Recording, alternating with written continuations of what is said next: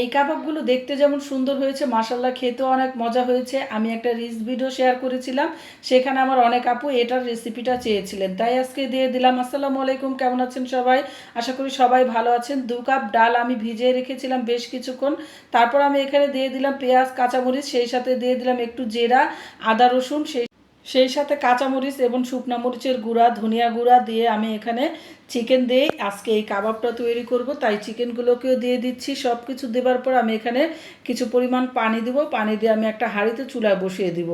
বেশ কিছুক্ষণ সিদ্ধ হওয়ার পরে তারপর আমি পুরো কাবাব মশলাও দিয়ে দিচ্ছি। কাবাব মশলাটা আমার এখানে কেনা প্যাকেটের ছিল। আমি এখানে কাবাব মশলাটা দেওয়ার পরে দিয়ে দিব লবণ। লবণ দিয়ে তারপর আমি হাঁড়িতে করে পানিতে বসিয়ে দিচ্ছি চুলাতে।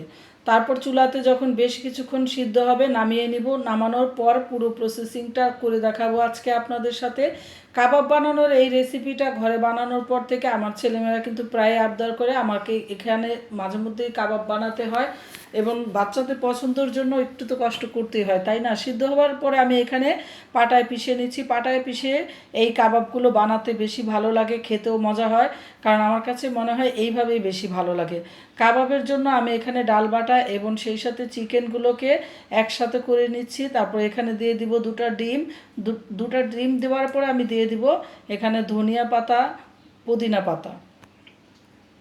ধনিয়া পাতা, পুদিনা পাতা দেওয়ার পর দিয়ে দিব কিছু পরিমাণ বেরেস্তা, সেই সাথে যদি আপনারা চান কিছু পরিমাণ কাঁচামরিচও দিয়ে দিতে পারেন। আমি এখানে একটু কাঁচামরিচও দিয়ে দিয়েছি। দিয়ে ভালো করে মাখিয়ে এই কাবাবগুলো বানিয়ে নেব। এই কাবাবগুলো কিন্তু আপনাদের পছন্দ মতো শেপ দিয়ে বানিয়ে নিতে পারেন। আমি এখানে গোল গোল করে বানিয়ে নিয়েছি, কারণ এইভাবেই বেশি ভালো লাগে। যেহেতু পোলাও দিয়ে খাওয়া হবে, এইভাবেই দেখতে সুন্দর হয়। সুন্দর করে মাখিয়ে নিচ্ছি। মাখানোর পরে মনে হচ্ছিল যেন এমনিতেই খাওয়া যাবে। আমার ছোট মেয়েটাতে এমনিতেই অনেকটুক মুখে দিয়ে ফেলেছে, বলছে আম্মু মজা হয়েছে। আমি তারপরে তাকে বুঝালাম আমি এখানে কাবাব বানাবো, তারপর ভেজে খাওয়া হবে। যাই হোক, কাবাবগুলো বানানো হয়ে গেলে দেখার পালা কীরকম হয়েছে। আমি একটা প্যানে কড়াই দিয়ে তারপরে এই কাবাবগুলো সুন্দর করে অল্প আঁচে ভেজে নেব। এই কাবাবগুলো কিন্তু অল্প আঁচে ভাজলেই বেশি ভালো হয়। বেশি চুলাটা যদি বাড়িয়ে দেই তাহলে দেখা যায় উপর দিয়ে ভাজা হয়ে যায় ঠিকই, কিন্তু ভিতরে কাঁচা থাকে। সেই জন্য অল্প আঁচে এই কাবাবগুলো সুন্দর করে আমি আস্তে আস্তে ভেজে নিচ্ছি। ভাজা হয়ে গেলে এই কাবাবগুলো পোলাও দিয়ে পরিবেশন করব। কাবাবগুলো কিন্তু দেখতে যেমন সুন্দর হয়েছিল, মাশাআল্লাহ খেতেও মজা হয়েছে। এখানে অনেকে আবার কমেন্ট করবেন যে খেতে মজা হয়েছে কি করে বুঝবো। অনেক সময় কিন্তু দেখাই যায়, খাবার দেখলেই বোঝা যায় কীরকম হয়েছে।